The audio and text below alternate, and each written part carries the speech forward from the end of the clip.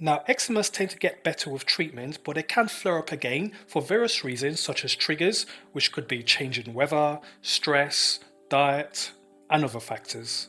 So one option of treatment is called the weekender regimen. So let's look at how to apply steroids to affected areas only using the weekender regimen. Week 1, apply twice a day. Week 2, once a day, preferably evenings after a bath or shower. Week 3, on alternate days or every other day. Week 4, on weekends only. So basically, as the week progresses, you are gradually tapering off the steroids.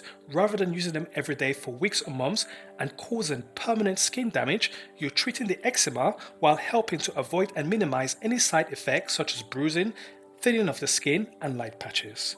So if you're in week 3 and for whatever reason the eczema flares up again, then you can go back to week 2. This is the most effective way to use steroids, especially in chronic eczema or frequent flare-ups. Here is a very important note as to why steroids might not work. Some people apply both steroids and moisturisers together at the same time. This is not advised as moisturisers act as a barrier preventing anything from getting through the skin, and that includes steroids. So if you have a flare-up, you should use the steroid first, then wait minimum 20 minutes before applying any moisturisers. Once the skin is much better, it does not matter which you apply first, moisturiser or steroid, as long as you wait 20 minutes to allow either one to soak into the skin.